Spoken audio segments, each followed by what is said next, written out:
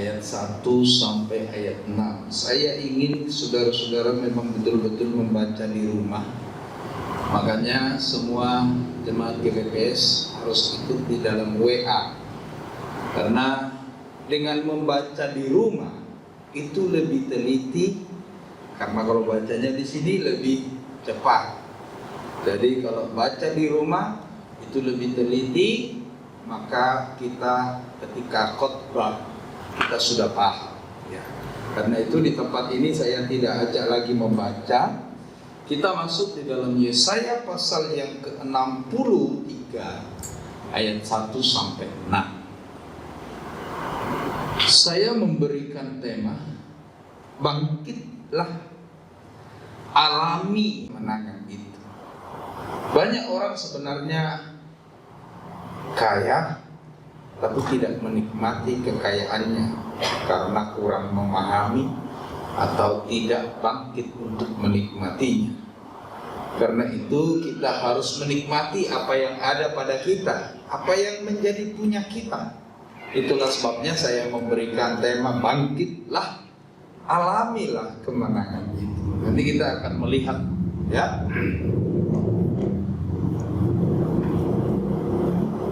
Nah, saudara perhatikan pasal yang ke-63 ayat 1 dan 2.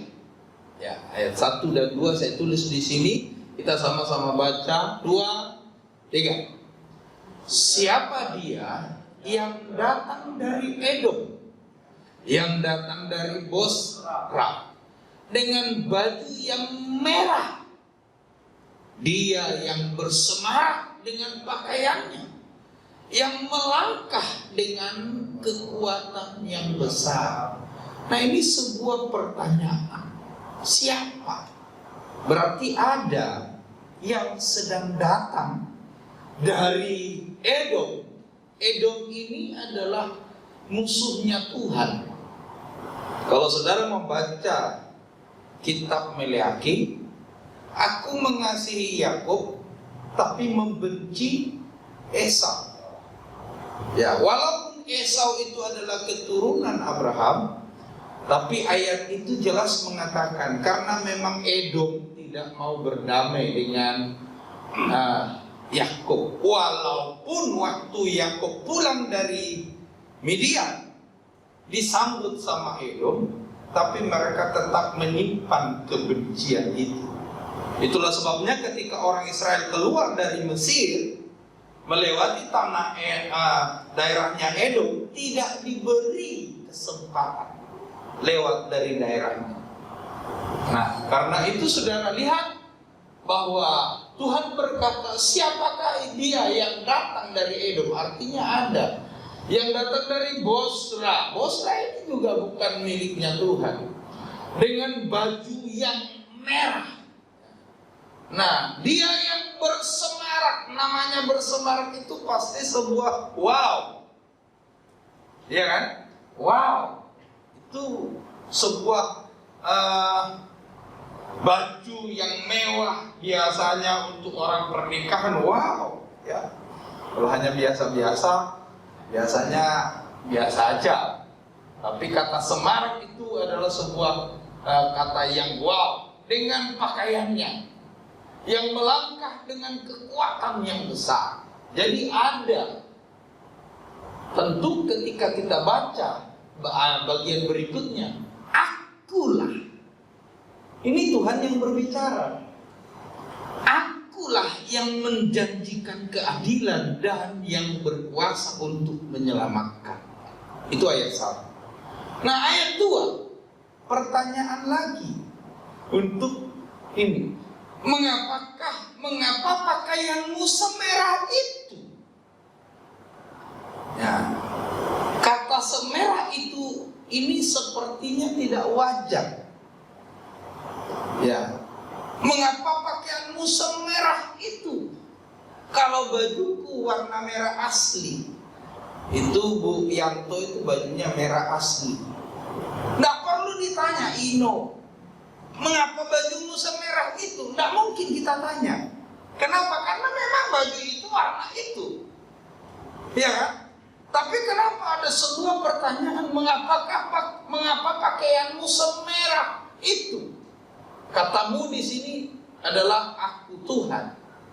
Dan bajumu seperti baju pengirik buah anggur.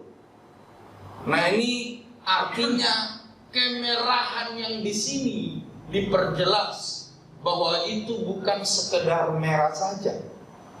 Bukan warna merah saja. Jadi ada orang yang berpakaian yang merah yang tidak rajin, tetapi bersemarak.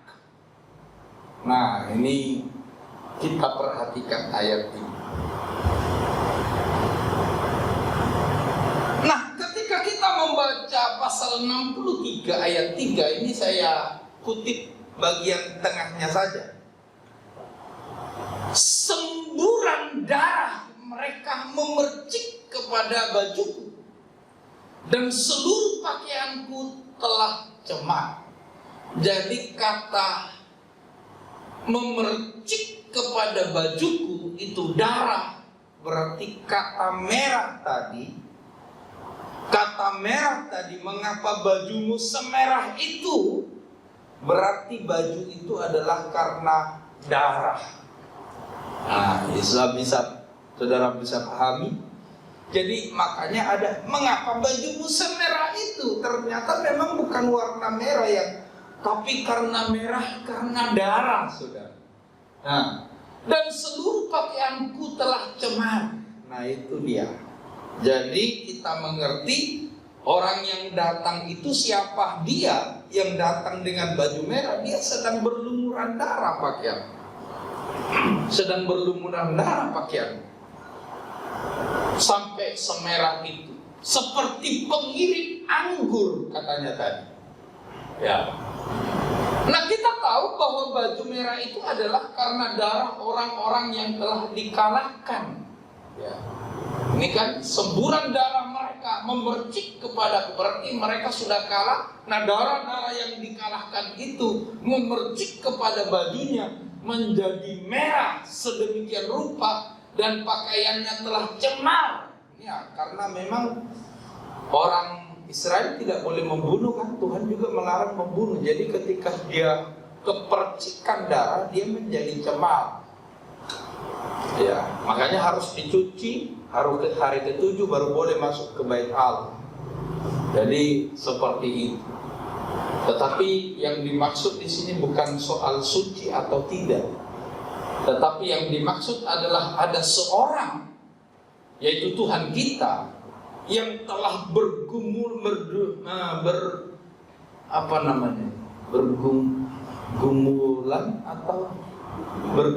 darah, berlumuran, ya, minta terima kasih buat yang sudah menjawab, berlumuran darah. Ya. Maka kita tahu bahwa baju merah itu adalah karena darah orang-orang yang telah dikalahkan oleh Sang Penyelamat. Bukan baju merah, warna merah biasa. Ya. Dia yang bersemarak, saya sudah sampaikan tadi ada sebuah kata semarak di situ dengan pakaiannya. Itu pasti menunjukkan seseorang yang merasa bangga. Jadi semarak pakaiannya itu, kalau orang bajunya berdarah-darah tapi nangis, itu bukan semarak. Iya kan? Itu kalah itu. Pakaiannya semua bergumulan, berdarah-darah, kemudian dia berlumpur-lumpur, kemudian dia nangis, pulang ke rumah. Itu bukan semarak. Itu loyo. Itu keok. Orang bilang kalau istilah ayam, keok itu sudah. Kal. Bukan itu. Jadi ketika kita melihat, pasti menunjukkan seseorang yang merasa sang pemenang dia. Sekalipun bergumulan darah, kalau saudara melihat ayam bertarung, sekalipun sudah berdarah-darah semua, tapi ketika lawannya kalah, dia berkok. Nah, pedalus capek itu. Kenapa? Menang, semarak, berdarah-darah, tapi dia punya semangat apa? Karena dia sudah merasa menang. Itu hanya contoh aja yang saya ingin sampaikan. Ya. Jadi saudara lihat, jadi itu menunjukkan sebuah semangat apa? Sang pemenang itu. Baju yang bersemarak itu, berdarah-darah itu. Karena telah mengalahkan sang musuh, segala musuhnya. Nah, ini yang dibicarakan pertama di pasal 63 ayat 1 sampai 3. Ayat sampai 6. Ada seorang pahlawan yang sudah menang. Dan pahlawan itu adalah Allah kita. Dia sudah menang dengan pakaian yang semarak. Ya.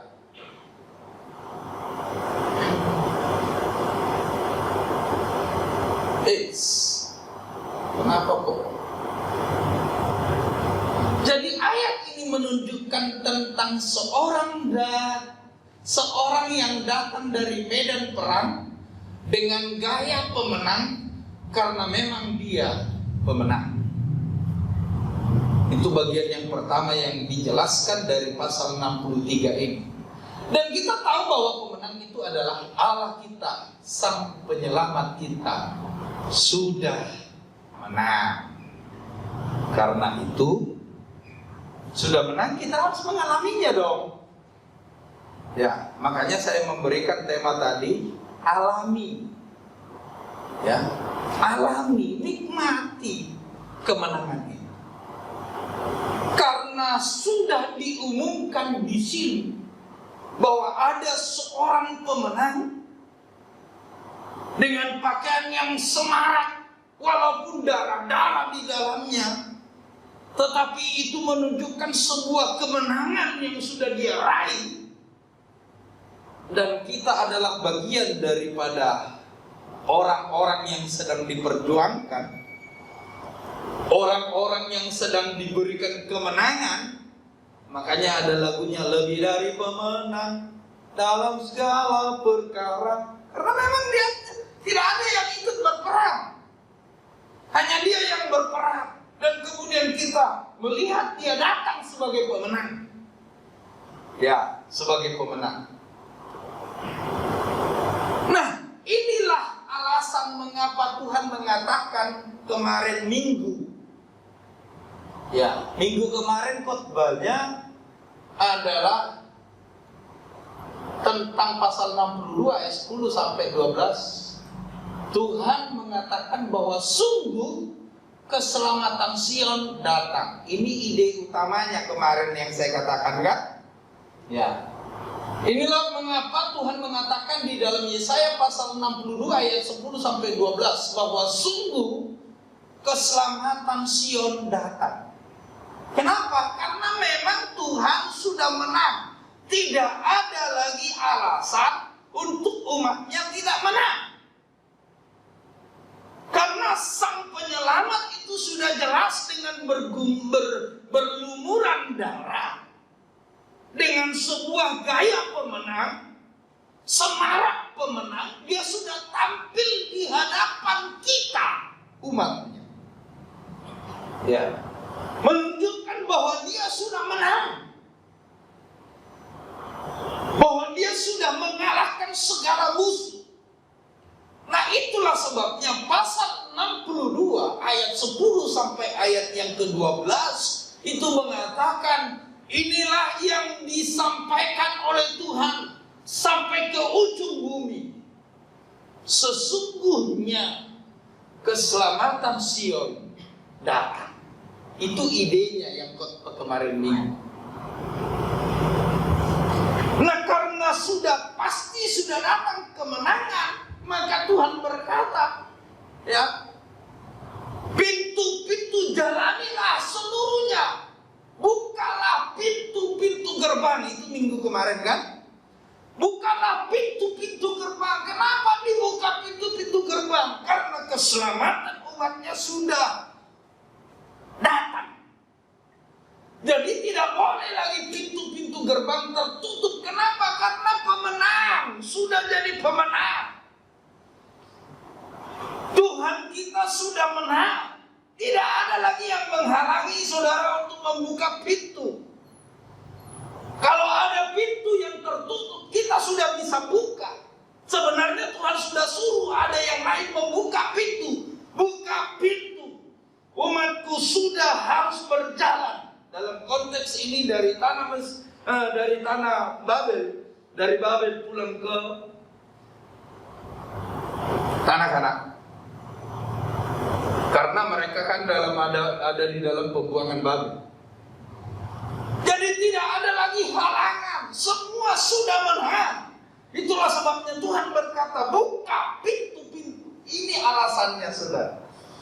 Jadi Tuhan berkata, ada seorang yang datang pemenang dengan pakaian yang sudah berdarah-darah, pertanda bahwa dia sudah mengalahkan segala musuhnya. Segala musuh sudah tunduk kepada dia. Pintu-pintu gerbang harus terbuka bagi umat Tuhan. Bukanlah jalan raya, bukan jalan sempit. Jalan raya itu menunjukkan tidak ada lagi penghalang. Dulu belum ada jalan tol. Mungkin kalau ada istilah kata tol hari ini akan dia berkata, bukanlah tol. Ya. Bukanlah jalan raya, singkirkan batu-batu. Ternyata inilah penyebabnya Tuhan mengatakan itu, karena dia sudah menang. Ya. Sudah mengalahkan segala penghalang, sudah mengalahkan segala musuh. Dan itulah yang sedang dibicarakan di dalam pasal 63 ini ayat 1 sampai 6. Karena itu saudara, kalau ada pintu tertutup, buka saja. Ya, buka saja. Kita sudah menang, tapi jangan pintu ke neraka saudara buka. Ya, nanti masuk neraka. Jangan pintu masuk neraka, jangan pintu masuk dosa. Kalau ini untuk kemuliaan nama Tuhan, kalau ini untuk membuktikan bahwa kita adalah orang-orang anak-anak Tuhan, saya ingin katakan firman Tuhan berkata, bukalah pintunya. Tidak ada lagi yang melarang. Tuhan sudah menang. Ya. Ini penting. Makanya anak-anak Tuhan harusnya tidak boleh khawatir. Yang penting sekali lagi pilihlah pintu itu. Jangan pintu ke dalam neraka. Jangan pintu ke dalam dunia. Sebab siapa yang mengasihi dunia, kasih akan Bapa tidak ada pada dia. Jadi jangan takut, jangan khawatir, jangan ragu. Ya. Sekalipun kita melihat ada sesuatu yang kita pikirkan berat bagi kita, tetapi saya ingin katakan kepada saudara, saudara anak Tuhan, Anda sudah diberikan jalan kemenangan. Jadi kalau ada pintu yang tertutup, bukalah dengan doa. Kalau ada penghalang, singkirkanlah dengan kuasa Tuhan. Ku diberi kuasa dari Raja Mulia, menaklukkan musuh di bawah kakiku. Ini kita pakai semua. Ya.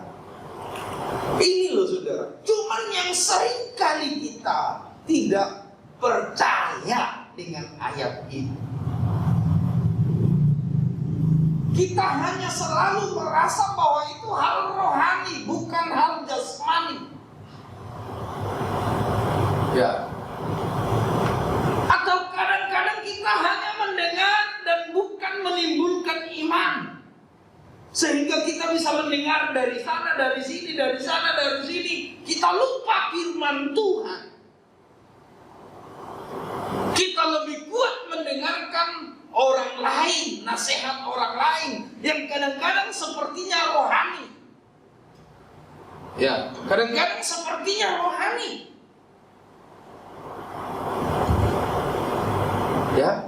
Kadang-kadang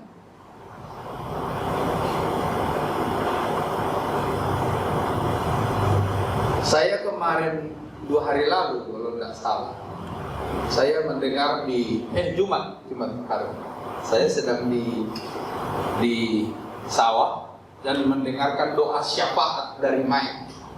Saudara tentu sudah tahu kalau dari Mike, ya, mendoakan orang-orang yang sudah meninggal. Kelihatannya rohani. Ayatnya ada. Doa orang benar bila dengan yakin didoakan besar kuasanya. Ya kan? Jadi karena kita merasa orang-orang yang mati dari kita itu merasa kurang serak, dia masuk surga apa enggak yang kita doakan. Nah ini salah ini. Ya. Di dalam Katolik juga kan ada doa roh, doa arwah. Tapi sebenarnya ini seolah-olah kita tidak percaya. Ya. Ini loh, saudara. Yang seringkali sebenarnya kita ini tidak percaya terhadap firman Tuhan. Kita lebih suka mendengarkan nasihat orang lain daripada nasihat firman Tuhan. Saya kasih tahu kepada kita semua, Tuhan kita sudah menang. Pintu tidak boleh lagi tertutup. Jalan raya untuk itu semua, untuk diberkati oleh Tuhan, untuk dekat dengan Tuhan, itu sudah terbuka. Sudah terbuka. Tidak ada lagi jalan yang bisa tertutup. Tegakkanlah panji-panji. Saudara lihat ini justru dikatakan, saya sudah katakan minggu lalu. Ini seperti orang kampanye. Kalau PDIP lagi kampanye, maka semua ini akan merah, muncung putih. Itu namanya panji-panji. Dan saudara tahu di seluruh dunia ini sebenarnya, di langit dan di bumi ini sebenarnya, panjinya anak Tuhan itu sudah ada, sudah menang. Ketika Kristus bangkit dari antara orang mati, maka panji anak Tuhan yang sudah ditembus anak Tuhan itu sudah ada. Melihat panji itu iblis sudah gemetar. Melihat panji itu roh sudah menolong kita. Melihat panji itu malaikat Allah menolong kita. Tapi kita lupa panji itu. Makanya kita mulai takut. Nah ketika takut, nah singa yang, setan yang datang seperti singa yang mengaum-ngaum itu nyaplok. Soalnya apa? Kita takut, kita ragu, kita keluar dari panji-panji yang sudah diberikan oleh Tuhan. Ya. Tegakkanlah panji-panji itu minggu lalu. Alasannya adalah karena memang Sang Penyelamat kita sudah datang dengan jubah kemenangan. Jubahnya semua sudah berlumuran darah dengan musuh-musuhnya. Dia datang dengan sebagai pemenang. Ya. Nah ini persis perjanjian baru toh. Perjanjian baru sejak Kristus mati dan bangkit dari antara orang mati, disitulah sudah selesai.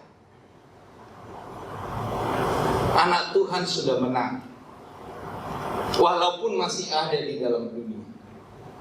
Makanya Tuhan berkata kepada murid-muridnya, segala kuasa di langit dan di bumi diberikan kepadaku. Aku memerintahkan kamu, pergilah ke seluruh dunia, jadikan semua bangsa murid. Ya. Jangan takut, pergi. Ini loh saudara, sebenarnya kita adalah pemenang. Makanya saya bilang, bangunlah, bangkitlah, nikmati kemenangan itu. Jangan pikiran kita meragukan firman Tuhan, akhirnya kita tidak menikmati. Ya, akhirnya kita tidak menikmati. Kita ragu, makanya kita tidak setia. Kita ragu, makanya kita bukan pelaku. Kita ragu, makanya kita orang yang malas. Nunggu, wait and see. Bukan lagi penyerang. Padahal orang-orang yang merasa menang itu dia pasti berjalan dengan kemenangan. Nah, itulah kita, saudara. Kita ini pasti seperti perjanjian baru. Kristus telah mengalahkan semua musuh-musuh kita melalui kematian Kristus di kayu salib, dan oleh kebangkitannya kita betul-betul hidup menjadi pemenang. Ya. Filipi berkata, ya, hendaklah kamu serupa dalam perasaan seperti Kristus. Baru ada ayat yang mengatakan segala lutut dan segala lidah mengaku bahwa Kristus adalah Tuhan, dan segala lutut bertelut. Ya, kapan setelah dia taat, bahkan sampai mati di kayu salib dia taat. Itulah sebabnya Allah memberikan nama di atas segala nama buat dia, karena dia sudah pemenang. Nah, harusnya kita adalah orang-orang yang sudah menang. Karena itu bangunlah, kalahkan pola pikir duniawi kita, taruh di dalam hati kita dan pikiran kita, lebih dari pemenang dalam segala perkara. Kalau iblis berkata, "Allah, itu hanya firman Tuhan," bilang itu fakta dan tidak bisa dipungkiri. Dan Alkitab sudah membuktikan, pengalaman kita sudah membuktikan bahwa dalam nama Yesus iblis ditaklukkan. Saya tidak percaya kalau anak Tuhan tidak pernah melihat dalam nama Yesus setan kekal. Kalau saudara belum pernah melihat, itu aneh. Iya kan? Aneh kan? Kalau saudara belum pernah melihat iblis dikalahkan oleh dalam nama Yesus. Sebagai anak Tuhan, semua anak Tuhan harusnya tahu itu, dan memang iblis kalah dengan dalam nama Yesus. Kecuali kalau orang belum lahir baru berdoa dalam nama Yesus, iblis pergi. Memang tidak pergi. Tapi kalau engkau sudah lahir baru, coba saja. Ya, coba saja dalam nama Yesus. Orang yang sudah lahir baru itu dalam tidur pun iblis datang, rohnya bisa melawan. Waktu kita tidur disantet orang, itu roh kita pasti melawan. Saya sudah alami. Ya, waktu kita tidur kan tidak ada penjagaan secara jasmani kita, karena kita tidur. Tapi orang yang sudah lahir baru, saya kasih tahu, rohnya pasti melawan. Dan waktu itu saya mimpi datang babi mengorek rumah saya. Saya tahu itu iblis. Saya berdoa dalam nama Yesus, saya pukul, dan dia jadi orang. Ampun om, ampun om. Saudara tahu itu karena memang orang percaya yang sudah lahir baru waktu tidur pun tetap dipelihara oleh Tuhan. Kita adalah pemenang. Ya, itu fakta. Tapi kenapa kita ragu? Gitu. Berkat Tuhan juga akan datang kepada kita, tetapi kita ragu, makanya kita pakai cara dunia. Kenapa kita pakai cara dunia? Karena kita ragu dengan cara firman Tuhan. Iya kan? Nah, ketika kita ragu dengan cara firman Tuhan, kita pakai cara dunia, justru pada saat itulah kita sedang membangun tembok pemisah antara kita dengan Tuhan. Yesaya 59.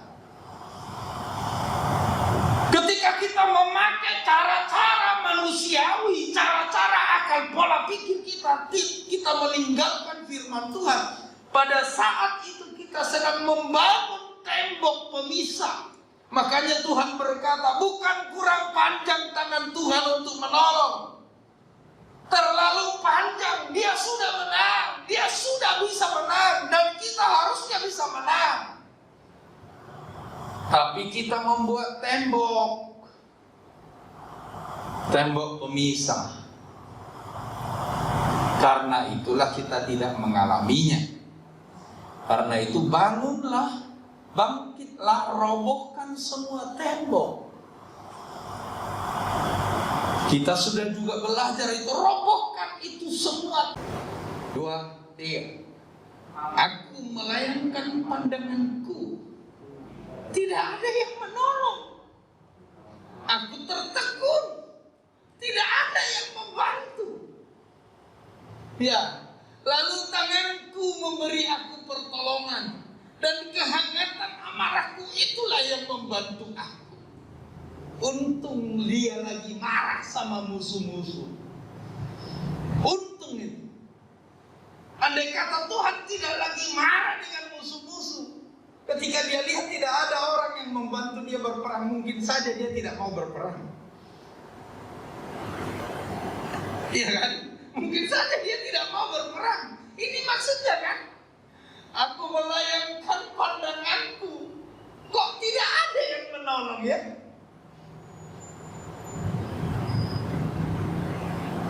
Coba bayangkan, saya contohnya berjuang supaya Kevin sekolah sampai lulus SMK, tapi dia tidak mau berjuang. Kira-kira aku harus ngomong apa? Hah? Aku akan berkata, ya wes. Iya kan?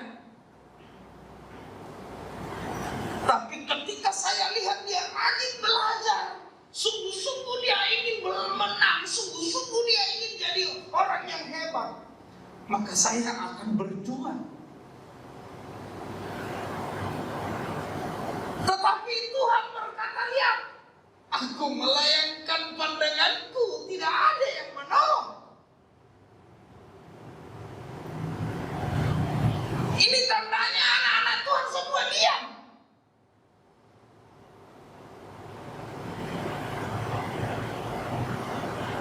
Aku tertegun. Apa itu tertegun? Aneh kan? Kaget kan? Kenapa kaget? Saudara saya sudah katakan tadi, kenapa kaget? Aku berjuang supaya Kevin lulus, tapi dia tidak kepingin lulus. Ya kan kaget. Aneh. Dia yang harus lulus sekolah, dia yang akan menikmatinya, tapi tidak mau.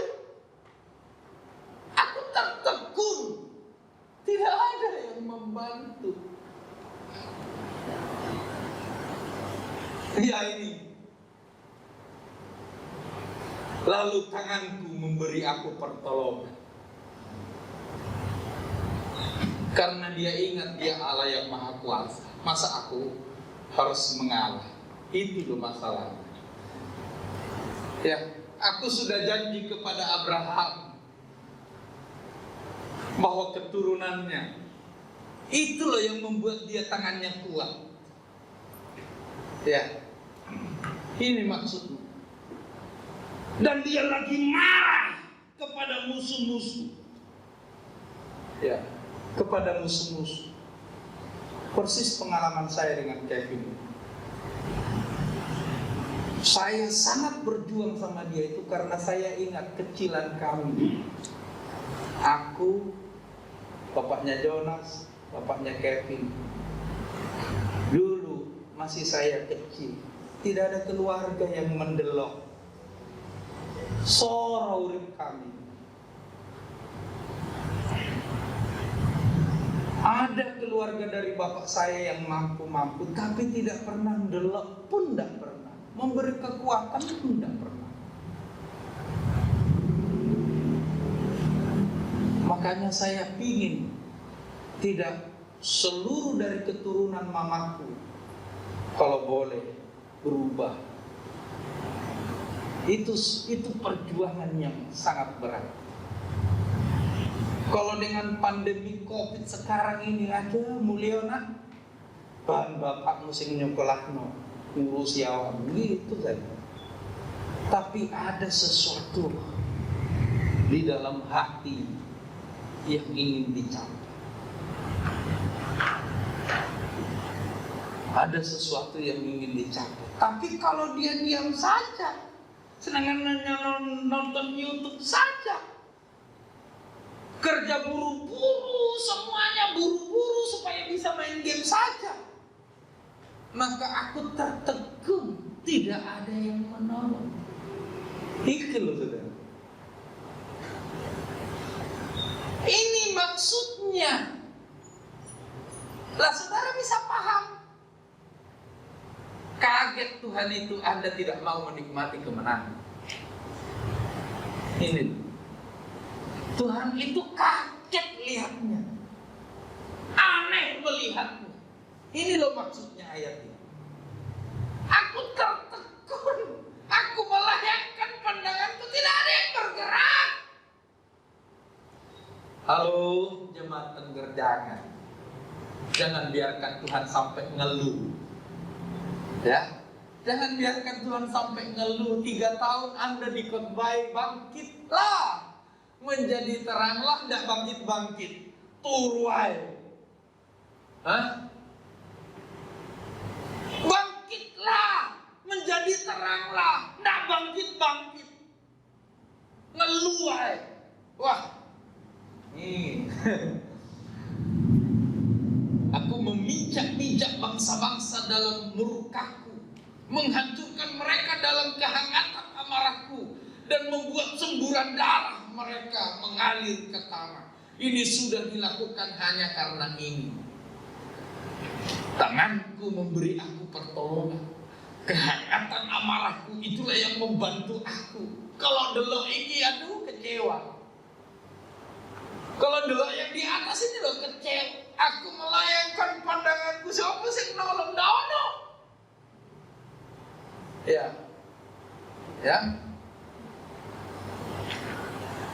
Aku sendirilah yang melakukan pengirikan, dan dari antara ini, kalau saudara baca ayat 3 ini pasal 63 sampai ngomong ini loh, dari antara umatku tidak ada yang menemani aku. Baca tak 63 ya. Ada kata-kata ini loh saudara, saya kutip ini.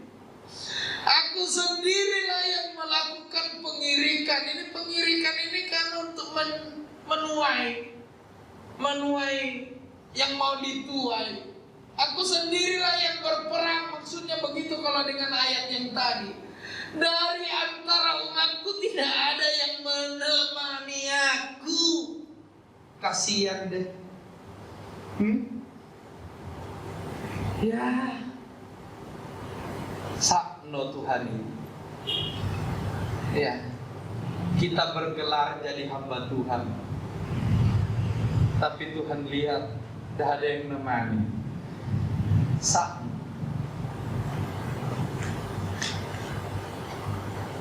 Kita bergelar sebagai pelayan Tuhan, tapi tidak ada yang berjuang. Sakno Tuhan itu.